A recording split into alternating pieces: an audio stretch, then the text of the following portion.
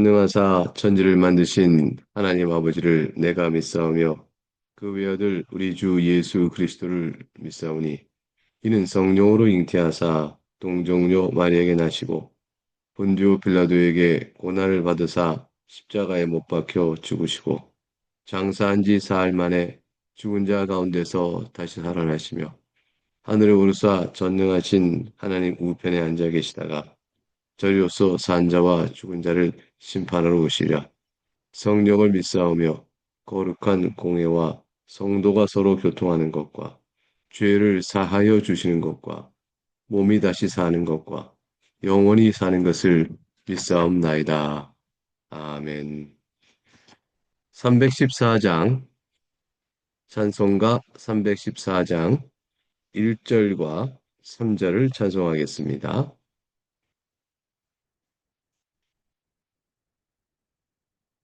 시작.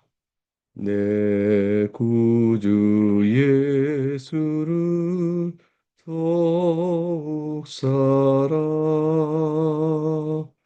엎드려 비는 말 들으소서 내 진정 소원이 내 구주 예수를 더욱 사랑 더욱 사랑 이 세상 떠날 때 찬양하고 숨질 때 하는 말 이것일세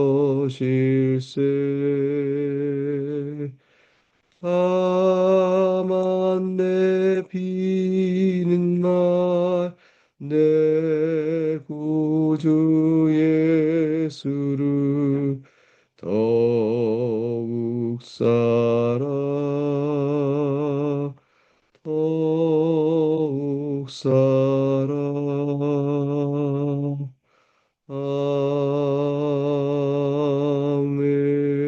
아멘. 이렇게 기도하겠습니다. 사랑과 긍휼이 풍성하신 하나님 아버지, 이 아침에 주님께 영광을 돌리며 베푸시는 은혜를 사모합니다.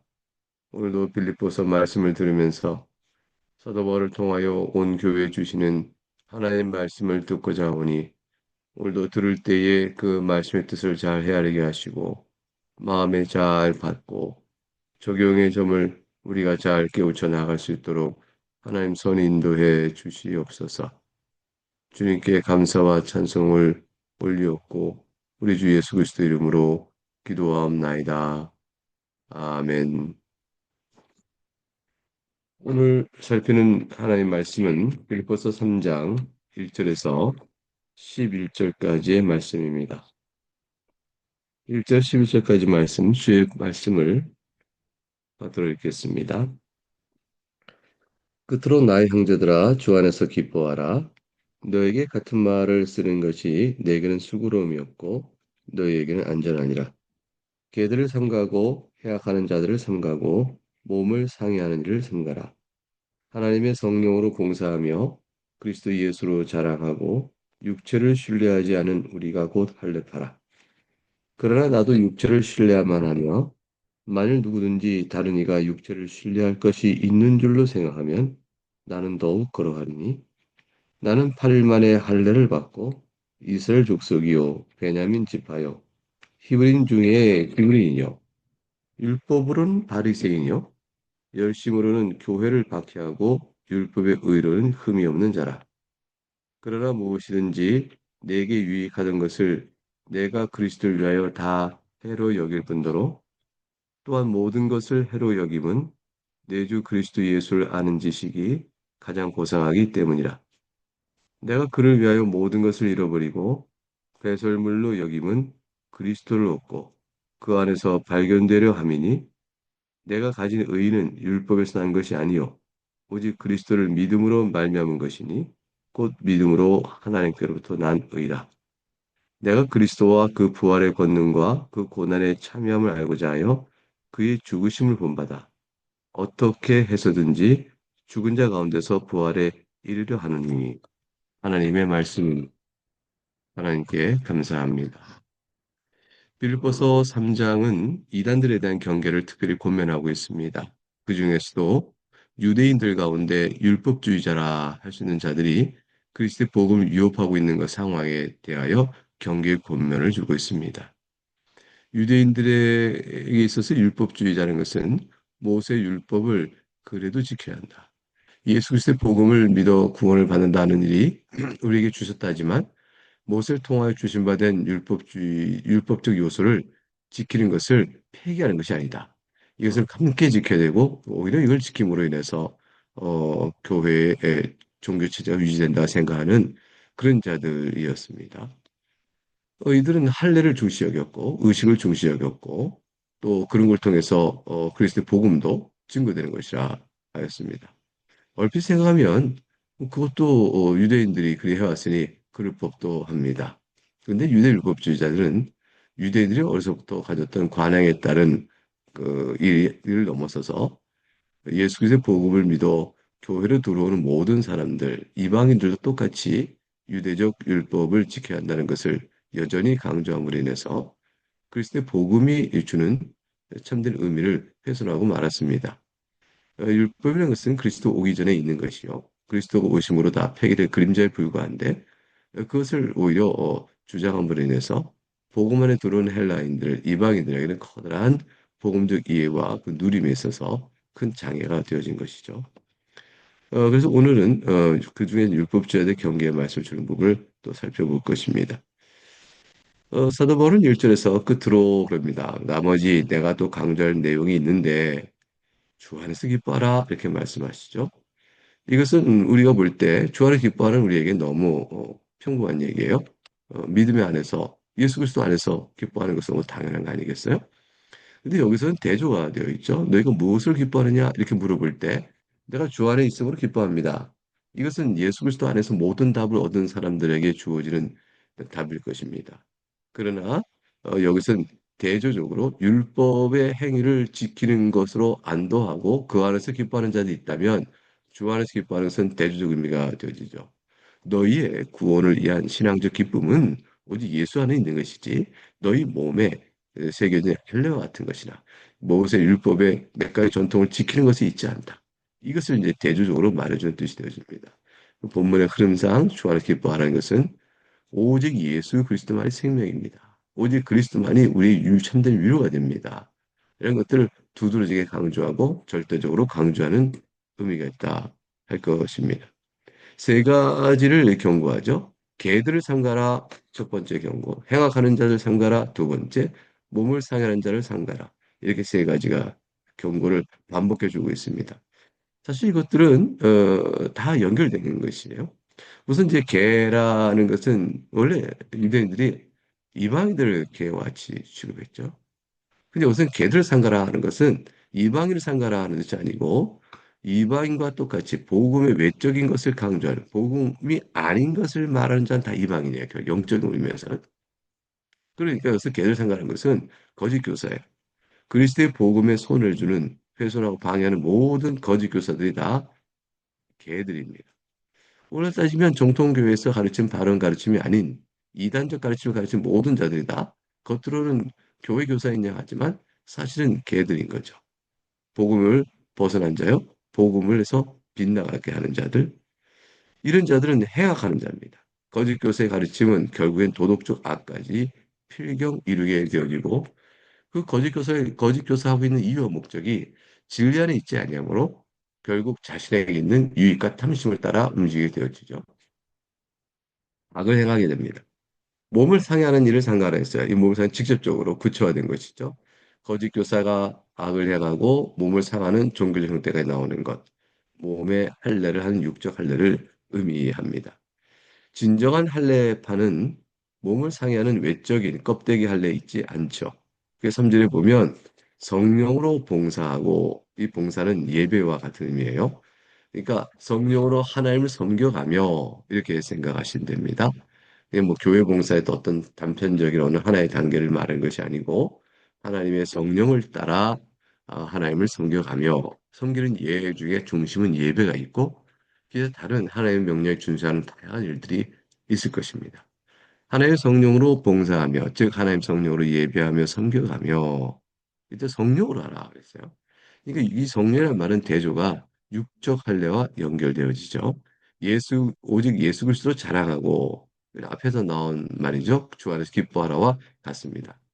성부와 성자와 성령 삼일체 관점이 열어지고 있어요. 육체를 신뢰하지 아니하는 이게 대조가 되는 것입니다.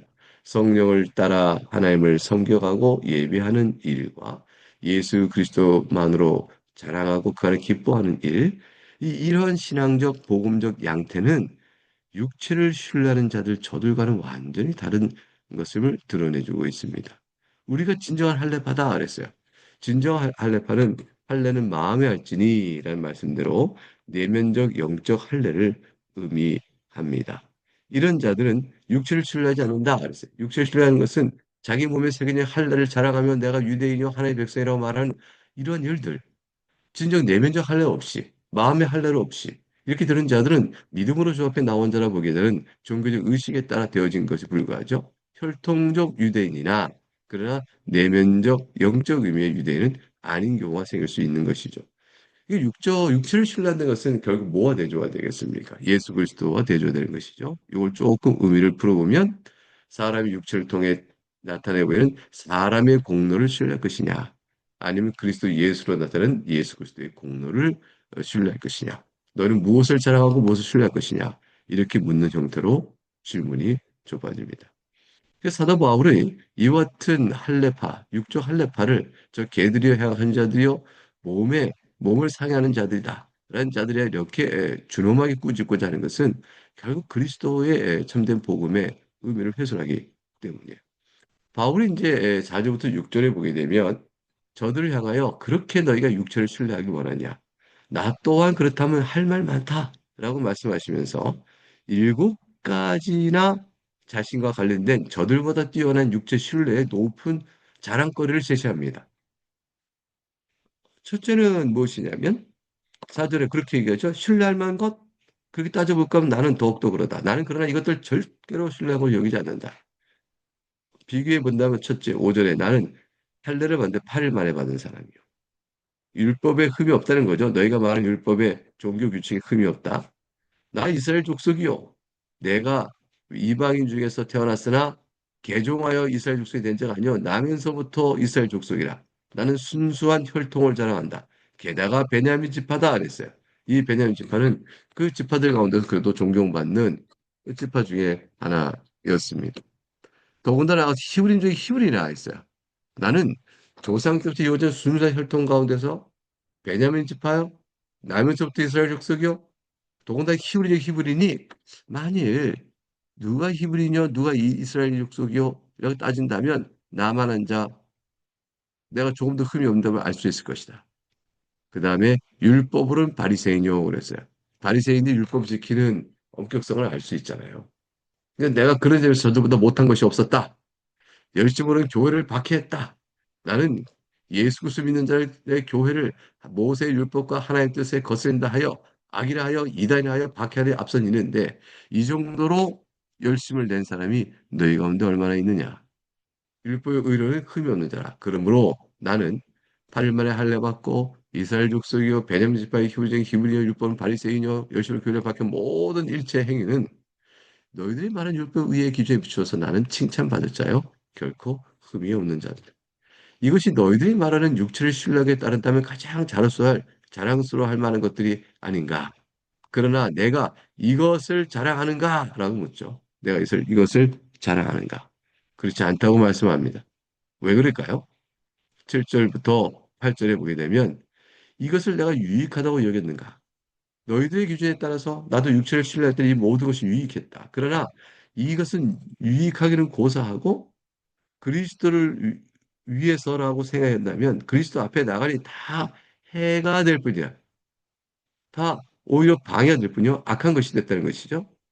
왜 그런가 하면 예수 그리스도 아는 지식에 비하니까 그게 다 아무것도 아닌 것이 알았던 거예요. 내가 예수님을 알고 나니 이 세상에 나를 자랑스러웠던 것이 다 빛을 잃어버렸다.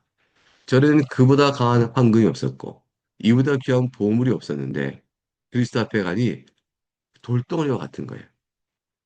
오히려 그리스도의 은혜를 알기에 회방이 되니 그래서 악하게 그리지 없는 것이 되고 마는 겁니다. 사랑하는 교우 여러분, 우리가 구원에 관한 종교적 태도에 있어서 예수 그리스도 앞에서 내가 자랑거리를 내놓을 만한 내가 붙들고 있는 것, 따지고 보면 그리스도보다 오히려 그걸 더 붙들고 의지하고 있는 것 같은 그런 종교적 의의가 있다면 다 이것이 여기에 해당됩니다.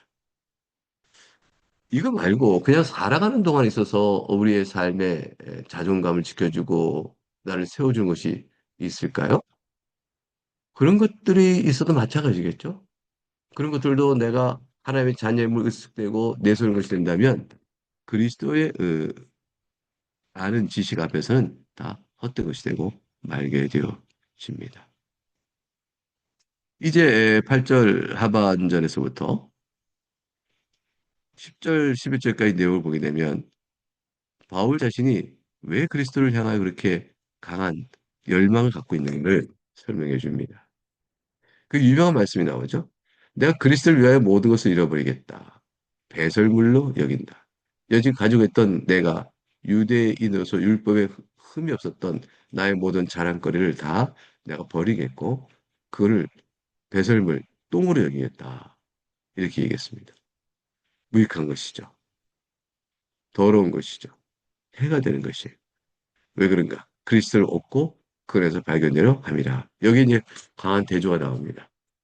그리스도를 얻고자 하고 그 안에서 발견되고자 하는 자, 그리스도와 연합되기를 소원하는 자는 기억할 것이 이와 같이 그리스도 외의 것에 자기 영혼의 구원할 가치를 둬서는 안 됩니다. 그것들은 다 배설물에 불과합니다. 우리가 하나님 앞에서 믿음으로 감사하며 선행을 하는 것, 주를 사랑하며 헌신하고 성령을 따라 하나님을 섬기는 모든 것들은 다 귀한 것입니다. 복도가 아름다운 것이죠. 하나님 주신 영적인 은사들이기 때문에 그렇죠. 그리고 영적인 은택들을 우리가 누리고 있는 겁니다. 그러나 그 모든 것들이 그리스도를 얻고 그 안에 발견되는 일에 유용한 게 아니에요. 그리스도 안에 있고 그리스도를 발견한 자에게 나타나는 하나의 베푸신 은혜의 은택들인 것이지 그것을 가지고 이것으로 내가 자기를 자랑하며 그리스도 외에 자기 의로 무엇을 이룰 것처럼 생각하면 안 되는 것이죠. 그러니까 우리가 누리고 있는 모든 율법의 의라는 것이 우리 안에 혹 있다고 해보십시다. 또 율법을 하나님의 말씀을 사랑하여 행하는 선한 것들 우리 가운데 있을진데 이 모든 것들은 그리스도 안에서 자랑할 것들이지 그리스도 바깥에 자랑할 것이 못 됩니다. 그리스도를 떠나면 다 똥이에요. 그리스도를 떠나면 다 배설물에 불과합니다. 그리스도 안에 있음으로 누려지는 것이요. 그리스도 안에 있음으로 그리스도께서 얼마나 나를 사랑하셨는지를 보여주는 열매가 되는 것이죠. 받은 은혜에 대한 증거요, 열매인 것이지 이것으로 그리스도 밖으로 나가 그리스도의 의에 대조할 수 있는 것이 아닙니다. 그것도 다 빛을 잃어버리고 말게 되어지죠. 사도 바울은 이런 기가 막힌 이치를 깨닫고 나서 버리는 거예요. 율법으로서 자기가 가지는 의, 이 율법에서 이것들 율법에 대한 의를 다 버려버립니다. 오직 예수 그리스도를 믿음으로 말미암는 의구나. 그리스도의 의만이 우리를 의롭게 하는 것이구나. 이건 다 믿음으로 얻는 것이구나. 믿음으로 하나님께서 주시는 의를 내가 얻는 것이구나. 이거를 철저히 깨닫습니다. 여러분 이렇게 깨닫는 일은 보통의 일이 아니에요. 자기의 종교적 의와 살아온 모든 전통과 가문의 관습을 다 버려야 되는 것이에요. 그 버리는 것이 단순치 않은 것이 모세로부터 이어진 이스라엘 전체 종교 체제의 왜곡성을 버리는 것이죠. 아니요. 정확히 말하면 모세부터 주어진 이스라엘 종교 체제의 원형이요. 원래 본질이요. 그 의미를 바르게 찾아가는 거예요. 사도 바울은 믿음으로부터 발견한 의라 이렇게 설명했습니다. 우리가 드리고 있는 이 복음의 자유는 이런 것입니다. 이걸 다시 되돌려서 무엇인가 종교적 의나 또는 행위들을 자꾸 내세우려는 하는 사람들이 있습니다. 그걸 통해서 뭔가를 하려고 자기 행했던 뭐 기도나 또는 말씀 읽기나 또는 헌신이나 또는 뭐 어떤 사역에 열심을 냈던 것들 그것들 다 자기 의로 삼아서 그리스도 의 앞에서 마치 내가 구원받을 만한 의가 되는 거냐 내일서 본다면 어리석은 일이에요. 잘못된 일입니다. 우리가 지금 말씀드린 여러 나열한 것들은요, 그리스도 안에 있는 자가 받는 복된 일들인 것이에요. 그럼 우리 안에서, 그럼 이게 뭘 뜻하냐면, 우리가 주님 앞에서 구원을 확신하거나, 내가 그리스도 안에 있구나를 알고자 할 때는 예수 그리스도 한 분만 바라보는 겁니다. 그리고 믿음으로 하나님부터 낳는 의라 했으니, 그 약속의 말씀을 굳게 믿는가를 돌아보는 것이에요. 내가 약속의 말씀을 믿는 믿음의 지식이 어떠한가? 또 내가 그 복음 안에서 기뻐하는가? 정말로 갈망하는가? 그에 내가 주님을 붙잡기로 내가 결단하고 결심하고 있는 나의 의지가 실제로 진실한가? 그리고 이 모든 것들이 성령 하나님의 은혜로 되어진 것임을 내가 고백하고 주 앞에 엎드리는가?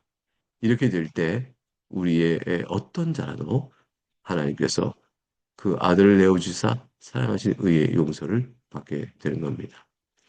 이렇게 되고 나서 10절, 11절에 이제 부활 그리스도 의를 받은 자가 이제 용서받은 자로서 살아가는 신자됨의 결심이 나오는 거죠. 내가 믿음으로 함께 나는 의, 그리스도를 믿음으로 얻는 그리스도의 의를 받고 나서 내가 이제 어떻게 사느냐, 무엇을 위해 사느냐 설명해 나가죠. 그리스도와 그 부활의 권능과 그 고난의轻미함을 내가 알고자 함입니다. 그리고 어떻게 그의 죽으심을 본받아서 어떻게 해서든지 죽은 자 가운데 부활에 이르려 합니다. 이제 사도 바울은 부활의 권능을 위해 살아, 부활의 권능을 누리며 살아가는 겁니다. 중생자로서 살아가는 것이죠. 중생자가 살아가는 삶의 모습을 보여주는 것이죠. 그것은 연약할 때도 있고 강할 때도 있고 성장할 때도 있고 뒤충거릴 때도 있을 것이에요. 중생자가 원래 그래요. 그러나 성화의 삶을 살아가는 방향성에 대한 강한 지향성과 하나님의 이끄심 안에 결국 붙들려 있게 됩니다. 넘어져도 일어설 것이요. 또 약하더라도 강해질 것입니다. 그래서 마침내 바라보는 부활의 영광의 모습을 바라보면서 살아가는 것이죠. 미래적 목표가 있는 것이죠. 예수 그리스도와 함께 죽은 자 가운데 부활하는 그 영광스러운 모습을 그리스도와 함께 누릴 것이다. 라는 것을 바라보는 거예요. 그 날을 바라보는 목표를 두고 지금 나를 죽은 자 가운데 살리시사 믿음으로 하나님께 의로운 자를 삼으시고 이끌어진 그런 성화와 영화의 삶을 살아가는 단계에 내가 힘써 나간다. 이것이 바울 사도가 설명한 자기 신앙입니다. 이것은 또한 우리의 신앙이기도 합니다. 우리가 그렇게 살아가고 있는 것이죠. 이 모든 오늘의 말씀을 마음에 깊이 들었고 감사하면서 주 앞에 나가 오늘 하루 감당할 여러분 될 수 있기를 바라겠습니다. 예수 그리스도께서 우리에게 가르쳐 주신 기도의 본을 따라서 우리도 함께 기도하도록 하겠습니다. 하늘에 계신 우리 아버지, 이름이 거룩히 여김을 받으시오며 나라가 임하시오며 뜻이 하늘에서 이루어진 것 같이 땅에서 이루어지이다. 오늘 우리에게 일용할 양식을 주시옵고 우리가 우리에게 죄 지은 자를 사하여 준 것 같이 우리 죄를 사하여 주시옵고 우리를 시험에 들게 하지 마시옵고 다만 하게서 구하시옵소서. 나라와 권세와 영광이 아버지께 영원히 쌓옵나이다. 아멘.